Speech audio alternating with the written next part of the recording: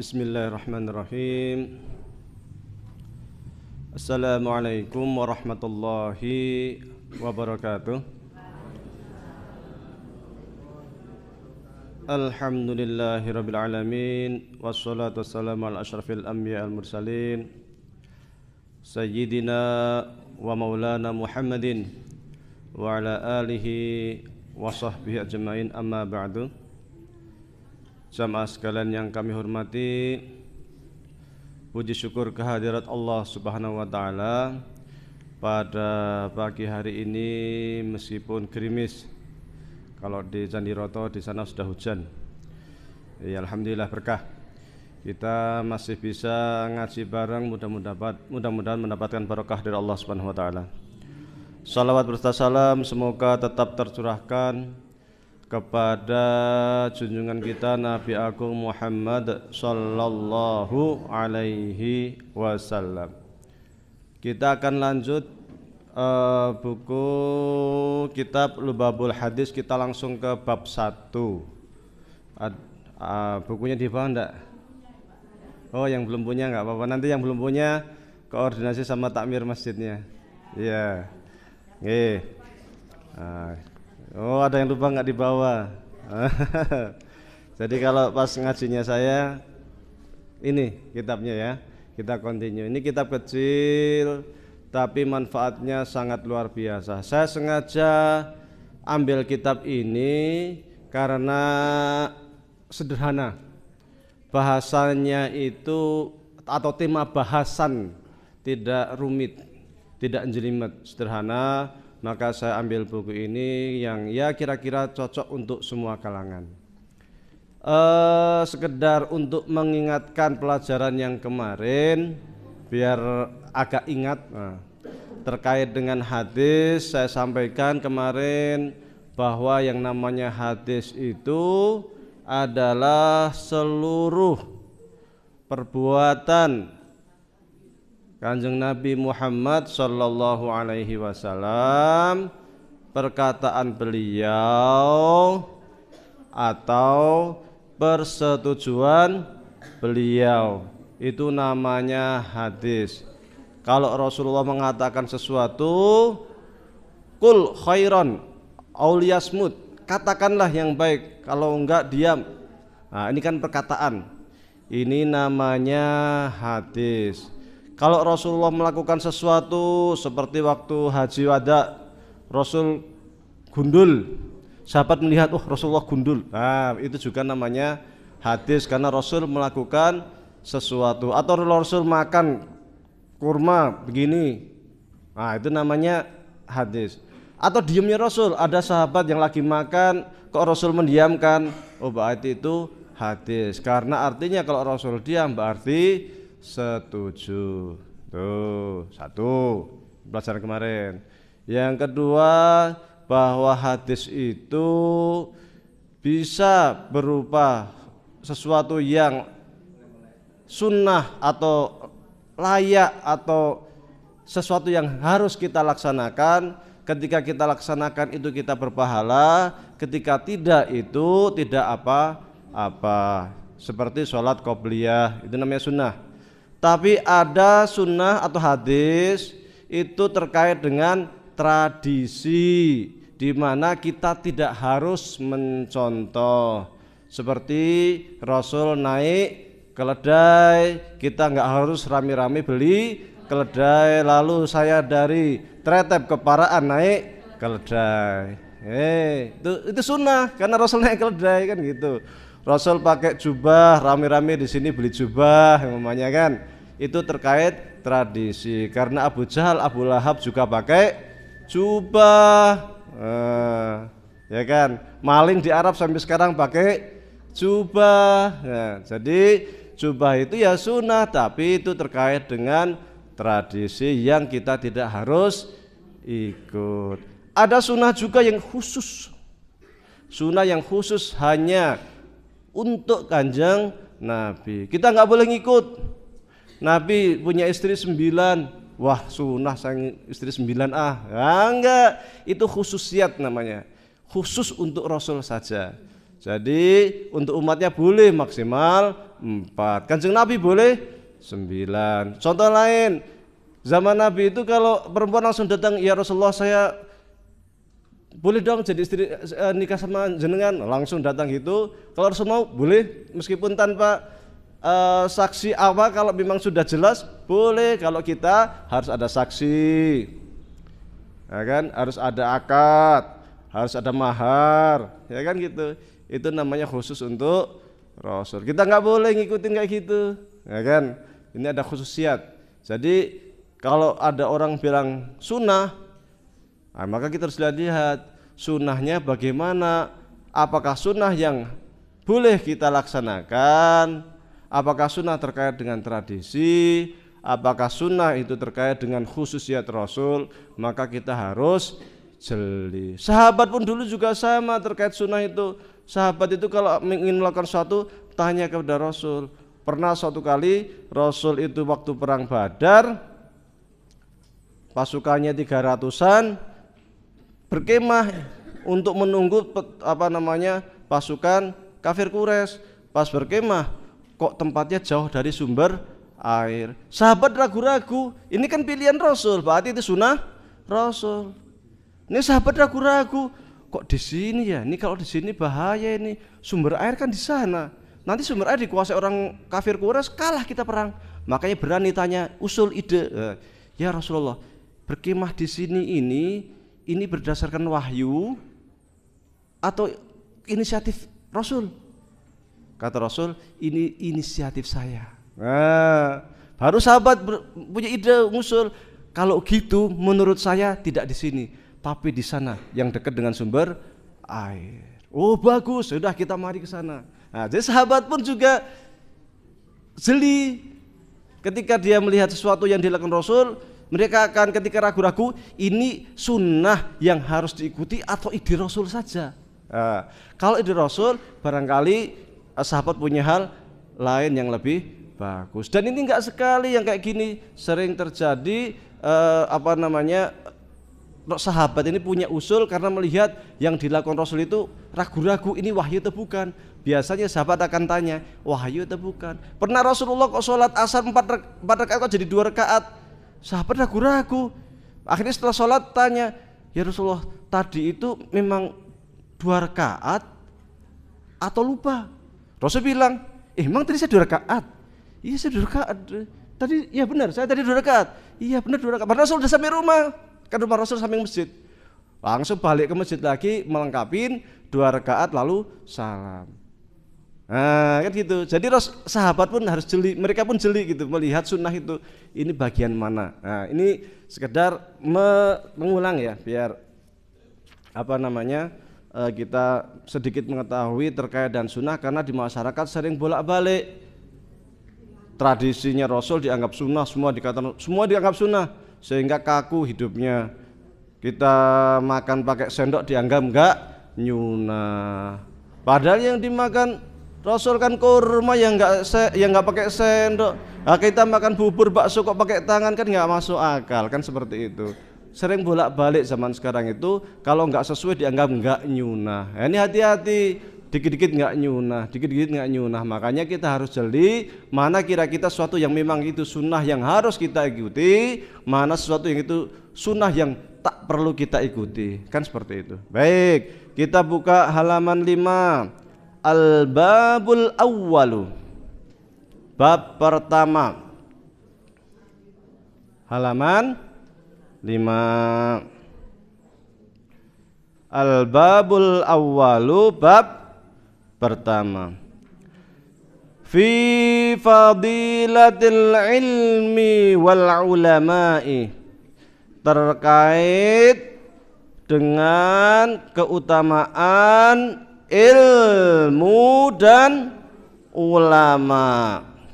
Fi fadilatil ilmi wal ulama, terkait dengan keutamaan ilmu dan ulama. Qala an-nabiy sallallahu alaihi wasallam li ibni Mas'udin radhiyallahu anhu, ya ibn Mas'udin, julusuka sa'atan fi majlisil ilmi la tamassu qalaman wala taktubu harfan khairun laka min idqi alfi raqabatin wa nadharuka ila wajhil alimi khairun laka min alfi farasin tasaddaqta biha fi sabilillahi wa salamuka alal alimi khairun laka min ibadati alfi sanatin. Nah, kayaknya biar enak diikutin ya, saya bacakan sedikit-sedikit. Nanti kalau di rumah murojaahnya itu ngajinya bisa. Coba ikutin dulu. Qalan nabiyyu sallallahu alaihi wasallam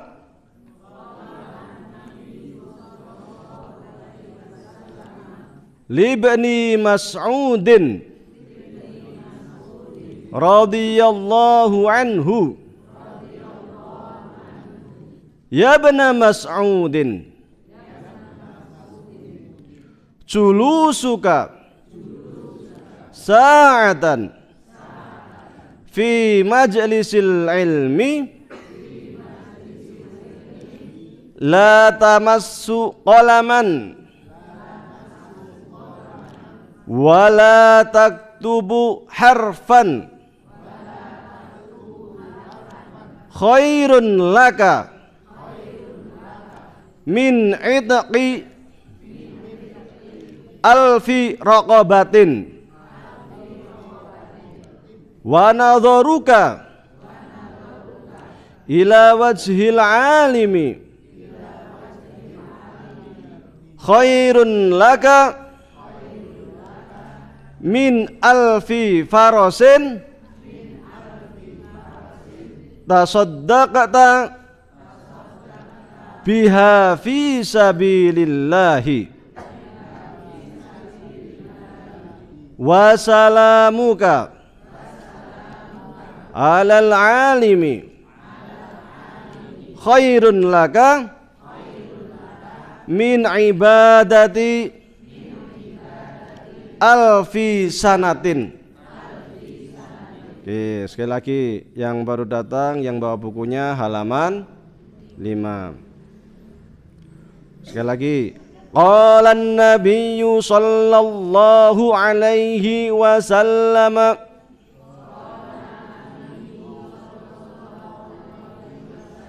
libni Mas'udin radhiyallahu anhu, ya ibna Mas'udin julusuka sa'atan fi majlisil ilmi la tamassu qalaman wala taktubu harfan khairun laka min idqi alfi raqabatin wa nadharuka ila wajhil alimi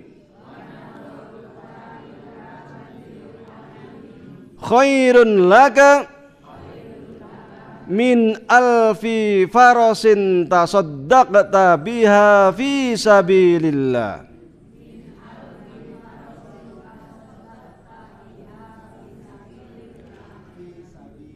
wa salamuka alal alimi khairun laka min ibadati alfi sanatin.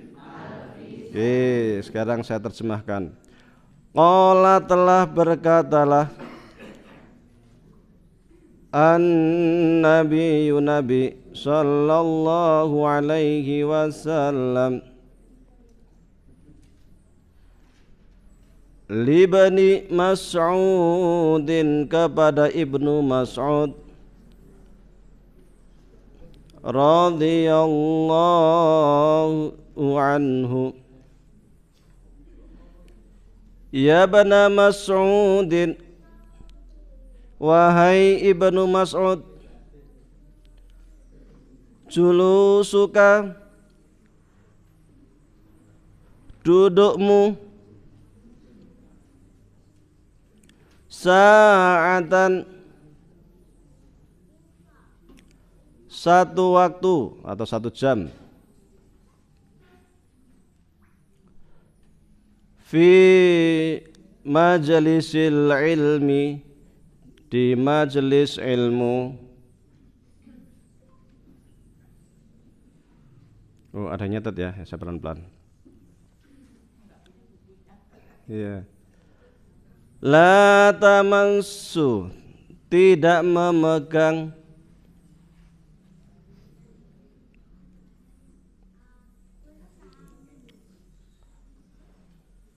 qalaman, pena,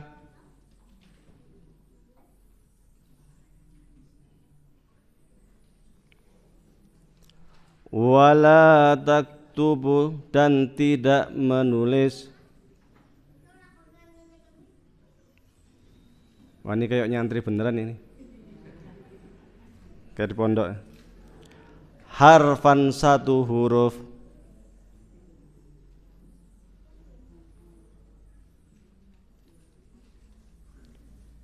itu khairun, lebih baik,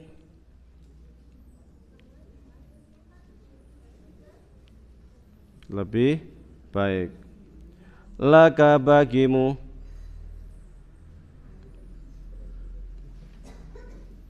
min, dari,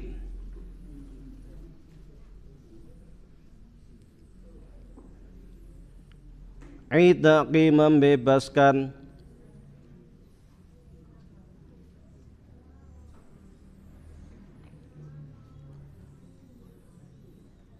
alfi, seribu,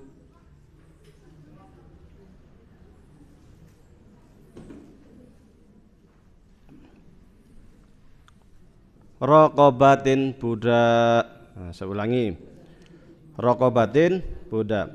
Qala berkatalah an-nabiyyu Nabi sallallahu alaihi wasallam li Bani Mas'udin kepada Ibnu Mas'ud radhiyallahu anhu, ya Bani Mas'udin, wahai Ibnu Mas'ud. Ini saya ulangi tadi.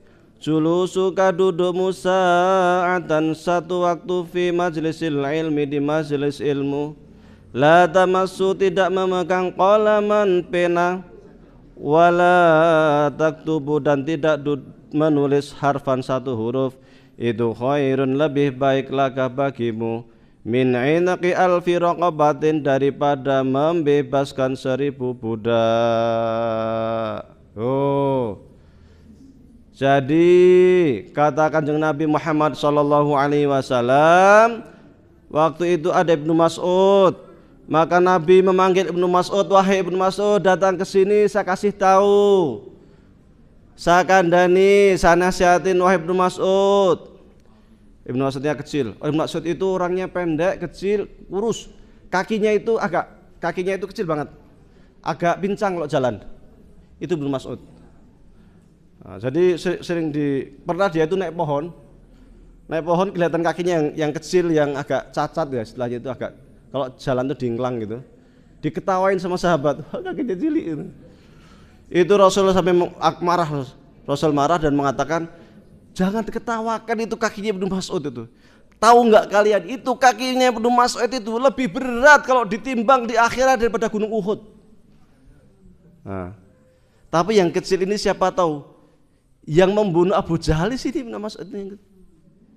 Waktu Abu Jahal itu ada yang di waktu perang Badar ada yang melempar tombak atau apa dari kejauhan, terkena Abu Jahal jatuh, langsung Ibnu Mas'ud lihat, langsung naik kemana?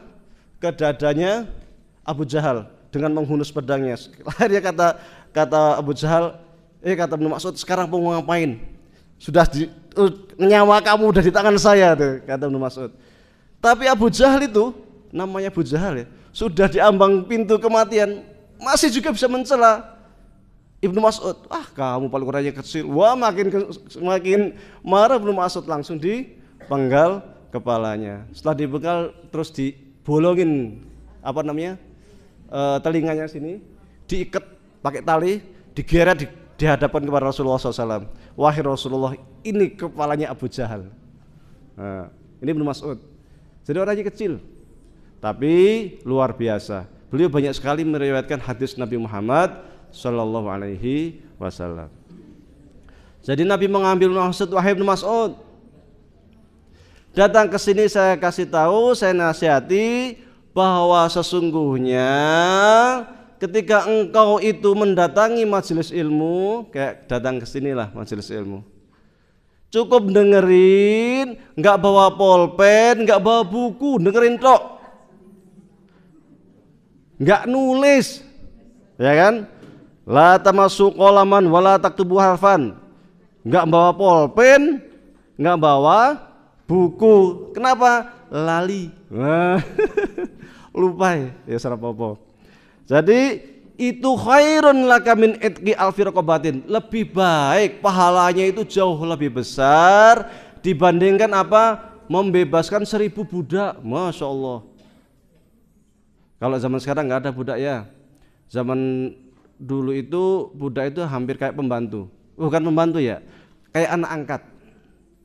Jadi perlu dibedakan budak di zaman Islam atau Islam menyikapi budak dengan perbudakan yang ada di Barat.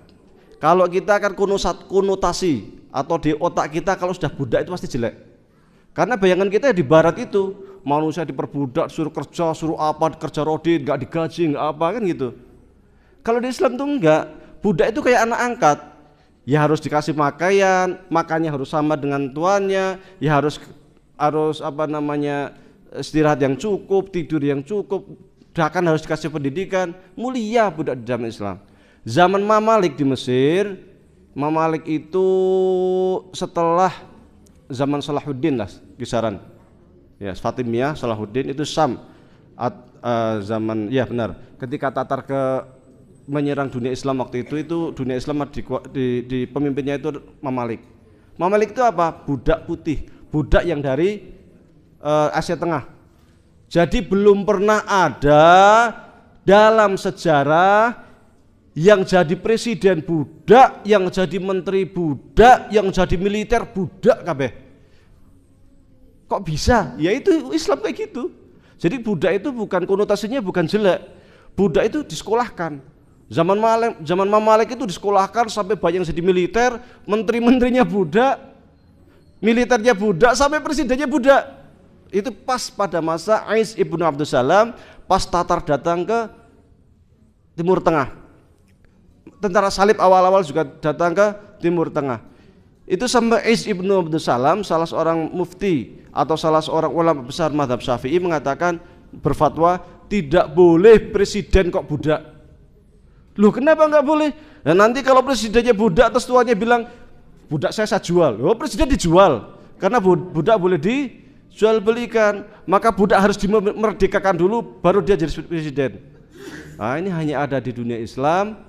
Budak jadi presiden, menteri budak, militer budak, itu hanya ada di dunia Islam, nggak pernah ada di Barat.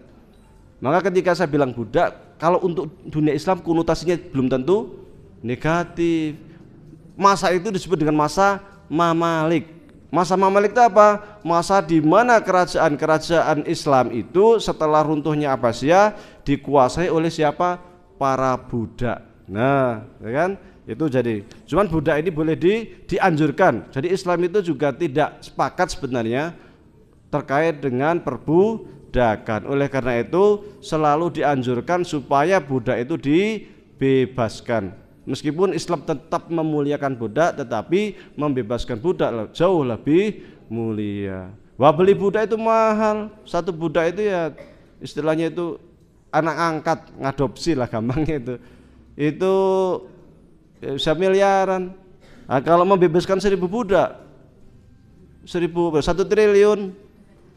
Nah, tapi Anda datang ke sini nggak bawa pulpen, nggak bawa buku, nggak nulis, ngantuk, ngorok, ibaratnya ya di sini kan ngantuk.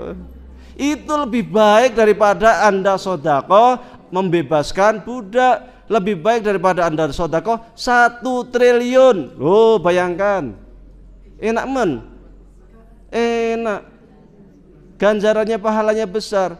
Maka Islam itu memang dari awal sangat mencintai yang namanya thalibul ilmi. Mulia jadi santri itu, mulia, sangat mulia, pahalanya besar jadi santri.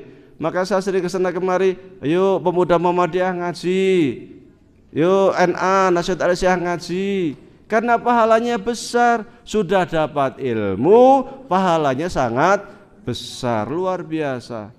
Maka umat Islam itu harus senang ngaji. Kalau umat Islam kok nggak senang ngaji itu aneh. Ngaji itu apa saja, bukan hanya ilmu agama. Belajar matematik ya namanya ngaji, belajar fisika kimia ya ngaji. Ngaji itu artinya kita menuntut ilmu, mencari ilmu. Islam tidak pernah memandang memisahkan antara ilmu umum dengan ilmu agama. Sehingga Imam Al-Ghazali di dalam kitab Ihya-nya membagi ilmu itu apa? Namanya ilmu fardu kifayah dan ilmu fardu ain. Kalau ilmu agama yang terkait dengan sholat, ibadah yang harus kita lakukan, kewajiban zakat, kewajiban puasa yang kita harus tahu, itu namanya ilmu fardu ain. Kalau terkait dengan kimia, fisika, biologi, jadi dokter, jadi insinyur, fardu kifayah. Tapi fardu kifayah, tapi fardu. Kalau sekabupaten Temanggung nggak ada dokter Muhammadiyah, yo dosa kabeh. Nah, istilahnya kan gitu. Karena wajib. Jadi wajib kifayah itu artinya sekelompok umat ini harus ada yang spesialis ke sana. Kalau melihat hadis ini, mestinya umat Islam nggak mundur. Mestinya umat Islam itu jadi poros peradaban.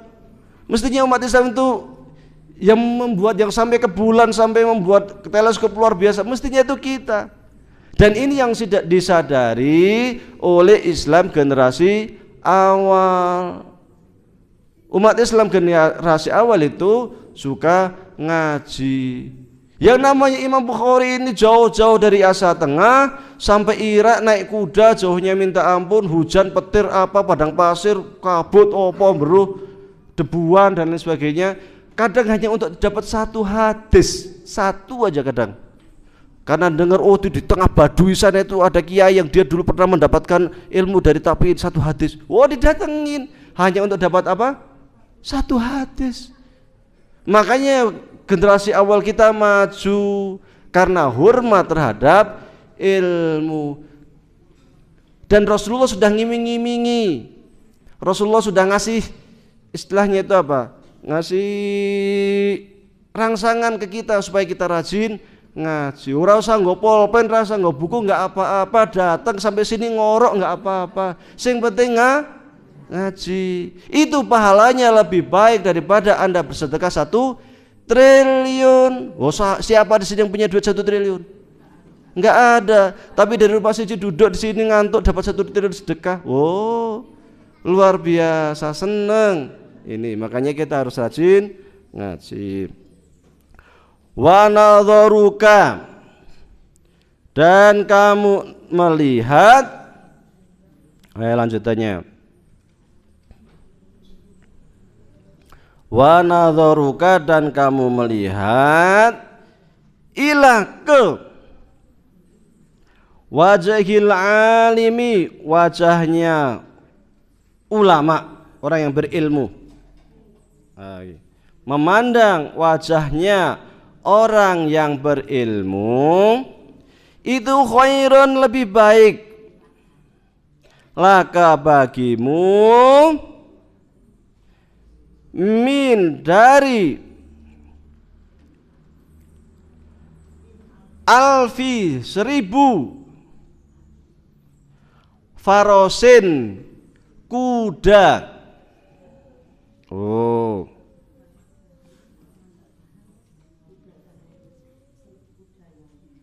tasoddaqta yang kamu sedekahkan,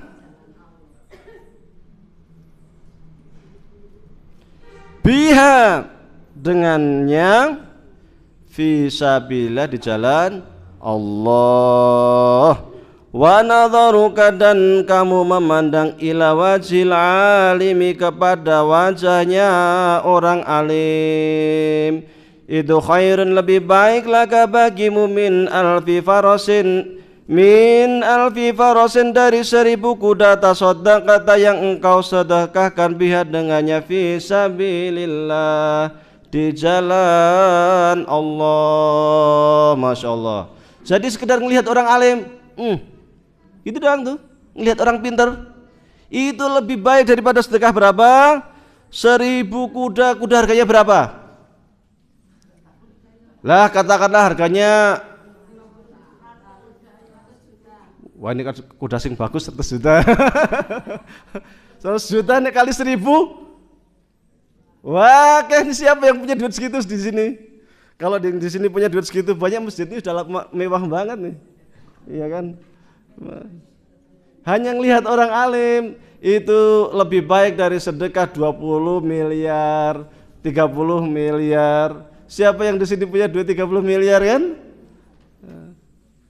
Jadi luar biasa. Islam itu untuk memberikan rangsangan untuk supaya kita belajar itu banyak sekali. Pahalanya itu luar biasa. Ngaji ini pahalanya luar biasa. Makanya saya itu kalau ada yang ngaji terus dikasih satir depannya, saya tuh nggak setuju. Saya pernah ngaji di Jambian dikasih satir langsung saya tegur.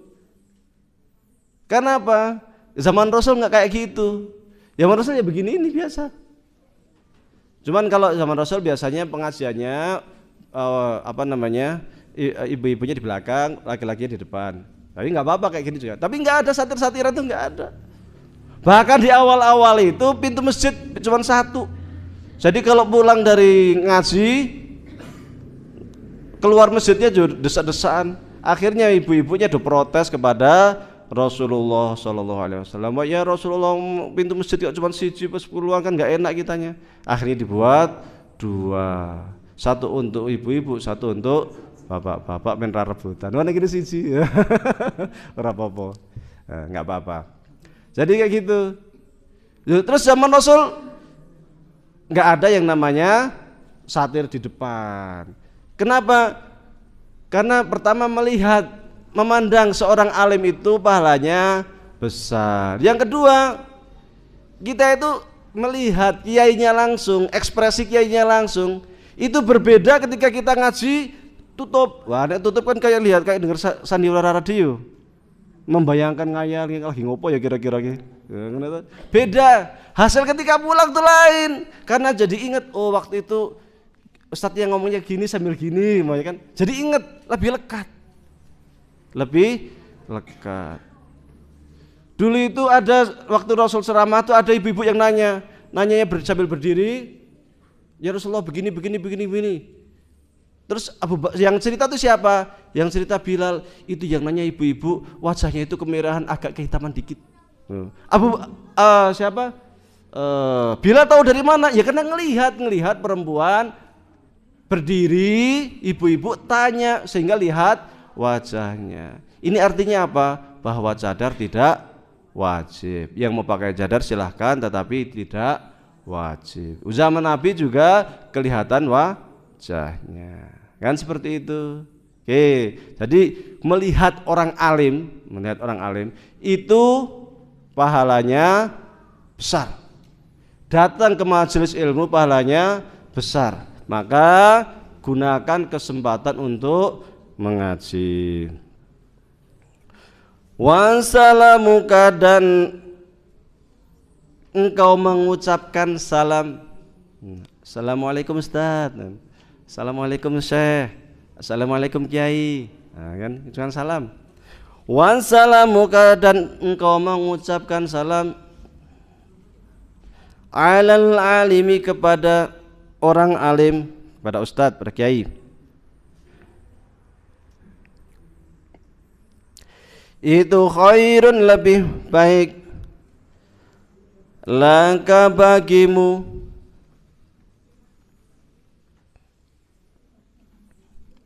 min dari ibadati ibadah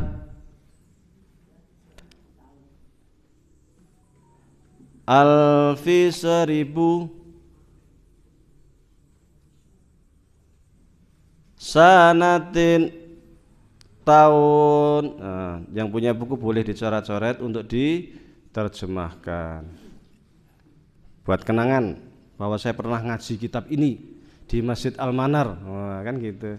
Nanti buku ini akan menjadi saksi di akhirat, tintanya akan menjadi saksi di akhirat. Dia akan datang nanti sampai karpet apa ini akan datang nanti di akhirat menjadi saksi. Iya, terbang semuanya nanti jadi saksi di akhirat. Benar. Nah, nanti akan hadisnya akan ada kayaknya. Bahkan semua hewan yang di sini kalau ada cicak, ada lalat, ada apapun yang ngitari kita nggak tahu. Tapi mereka ini sedang apa? Beristighfar, memohonkan ampun kepada Allah. Kepada siapa? Seluruh penuntut ilmu. Ya Allah, si fulan ini sedang ngaji, mohonkan ampunkanlah dosa-dosa beliau. Mereteli dosa kecil-kecil kita itu. Mulianya, Masya Allah menuntut ilmu. Kita hanya mengucapkan Assalamualaikum Ustadz, gitu doang, sederhana banget. Itu lebih baik daripada kita ibadah sunnah 1000 tahun. Siapa yang di sini umurnya sampai 1000 tahun? Nggak nyampe. 40 tahun, 50 tahun, 60 tahun, 70 tahun malaikat Israel datang tanpa assalamualaikum. Tahu-tahu datang aja, udah kamu harus waktunya di hari dipanggil, panggil, pulang kepada Gusti Allah. Nah, kan? Tapi supaya umur kita panjang sampai 1000 tahun, cukup mengucapkan Assalamualaikum Ustaz. Wah, itu lebih baik dari ibadah sunnah 1000 tahun. Masya Allah. Itu menunjukkan apa? Bahwasanya Islam itu sangat-sangat menghormati yang namanya ilmu pengetahuan, sangat menghormati kepada alim ulama. Jadi alim ulama dihormati.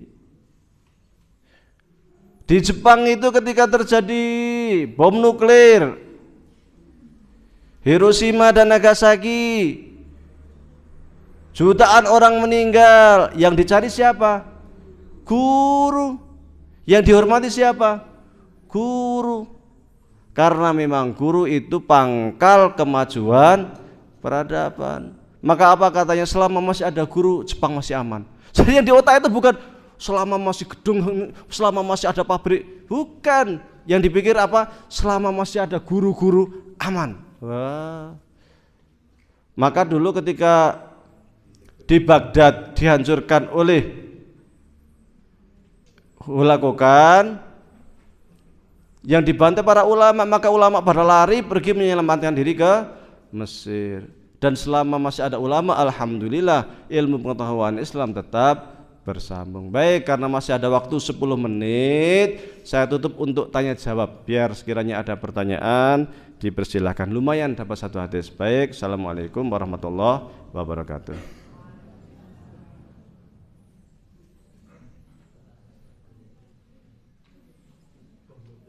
Silakan jika ada yang tidak bertanya, langsung aja.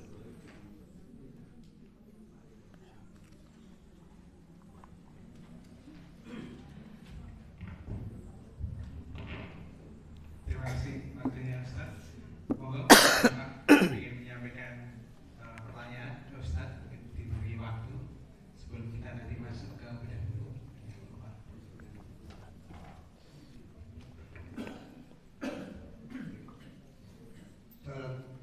Assalamualaikum warahmatullahi wabarakatuh. Waalaikumsalam warahmatullahi wabarakatuh. Langsung saja kami mohon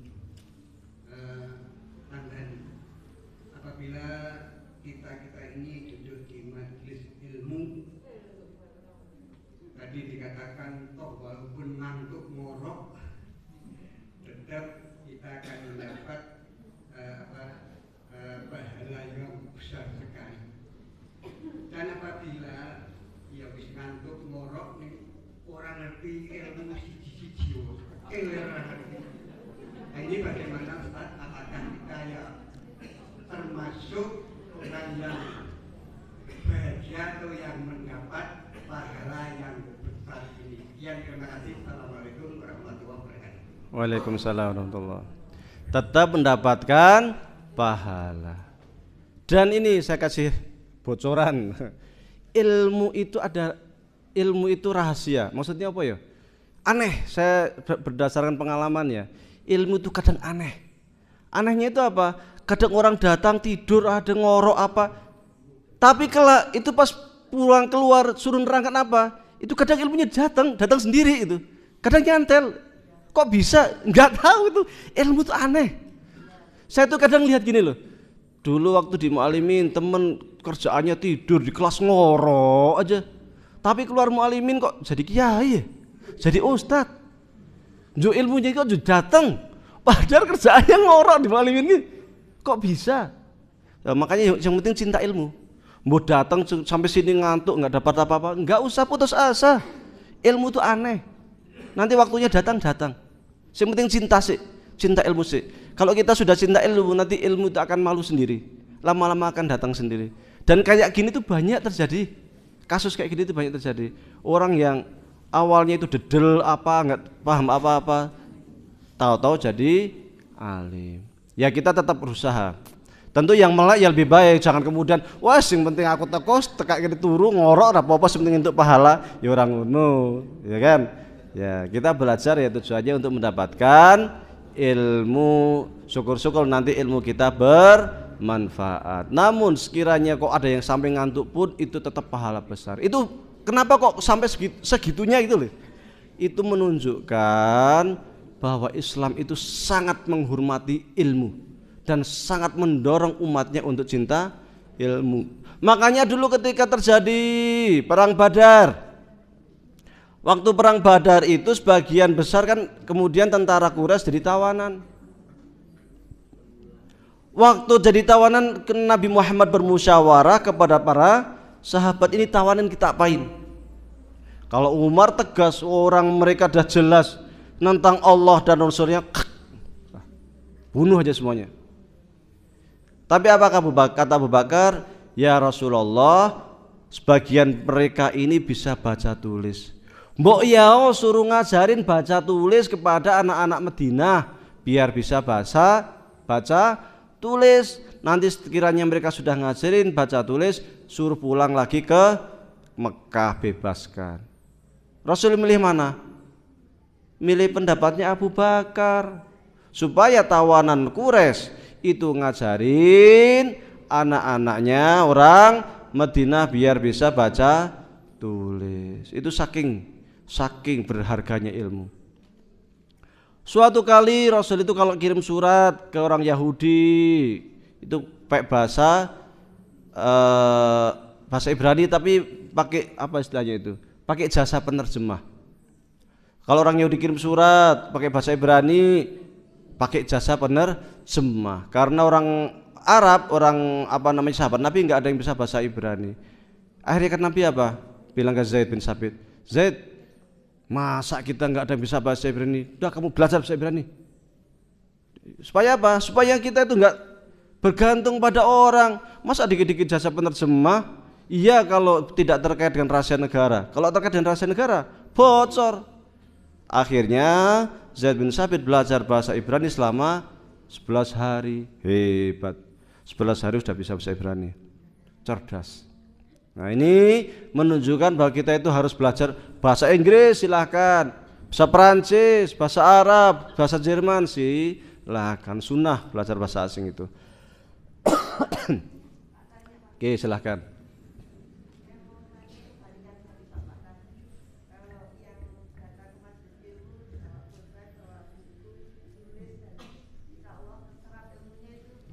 Wah itu pahalanya berlipat-lipat, itu lebih dari yang tadi itu.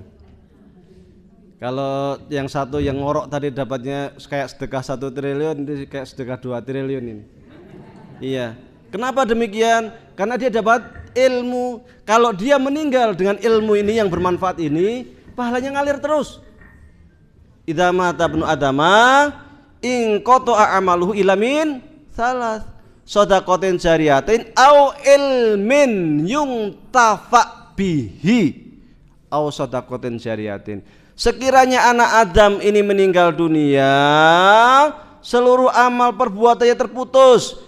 Yang datang ke alam kubur ngiringin pulang, saudara sanak keluarga pulang, hari pertama nangis, ditinggal ibu, hari kedua, hari keempat selali. Nah umpamane kan, jadi pergi semua kecuali 3. Apa itu? Sedekah apa ya? Wah, anak soleh, ilmu yang bermanfaat. Jadi datang ke sini untuk ilmu, ilmunya manfaati. Pahalanya akan mengalir meskipun kita sudah meninggal, sudah jadi tanah, tapi pahala selalu mengalir sampai kapan? Sampai kiamat. Bayangin, dia udah meninggal masih ada transferan pahala terus setiap hari. Luar biasa. Dia sampai sini ngajarin ke temennya atau ke anaknya atau ke saudaranya. Oh tadi ngaji, katanya kalau kita ngaji itu dapat pahalanya duduk ngorok doang itu, nggak ngapa-ngapa. Itu katanya sama sedekah 1 triliun. Oh iya tuh, iya. Cuman ngomong gitu doang. Ini nanti pahalanya ngalir terus nih gara-gara ngomong gini doang nih. Karena dia jadi tahu kan, yang tetangganya, saudaranya, anaknya jadi tahu. Oh gitu ya. Oh, udah pahala ngalir terus tuh gara-gara ini. Ini ilmu yang tafabi. Yang orang tadi pulang, apa ya tadi ya? Lali. Ya, tapi dia udah dapat banyak pahala, tapi nggak dapat yang pahala yang ilmu yang tafabi tadi yang ngalir terus itu tadi. Makanya kalau kita dapat ilmu, bagi-bagi kepada nanti yang nggak datang, ke teman-teman, ke sanak saudara, biar ilmunya dapat pahala transferan terus ke sana kemari. Nah kalau maunya saya ngajari segini banyak, nanti segini banyak ngajarin berapa lebih kepena transferin lebih oke kan ngeten ya, silahkan.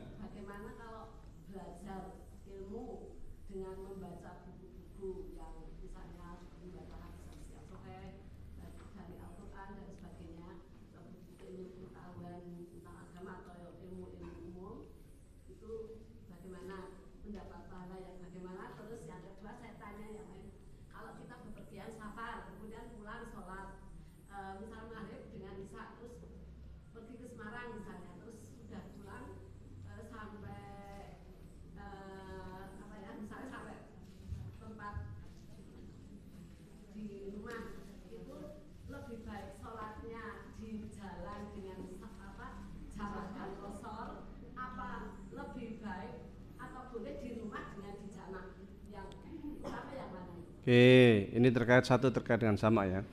Yang pertama tadi, kok jadi lali yang pertama tadi? Oh iya, belajar di buku, belajar di Google.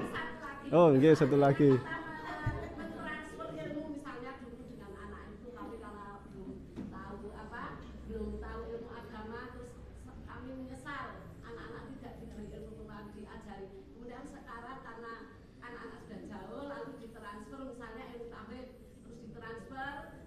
WhatsApp ya, pahala besar.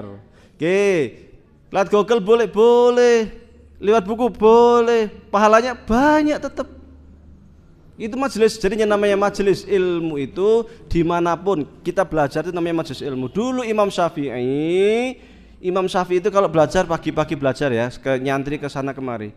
Itu malam-malam tuh belajar, ngulang pelajarannya, buka-buka. Itu Imam Syafi'i. Ibnu Sina, kita tahu ya kepinterannya Ibnu Sina kayak apa. Ibnu Sina itu terkenal pintar umum, orang pertama kali yang menggunakan sistem bedah dalam kedokteran, yang buat pisau-pisau bedah macam-macam ya Ibnu Sina. Ini nek baca buku gimana? Satu buku ini dibaca 40 kali. Nah, saya banding kelasnya kita baca buku berapa kali satu buku? Yo. Ibnu Sina pinter orang umum itu satu buku baca 40 kali loh.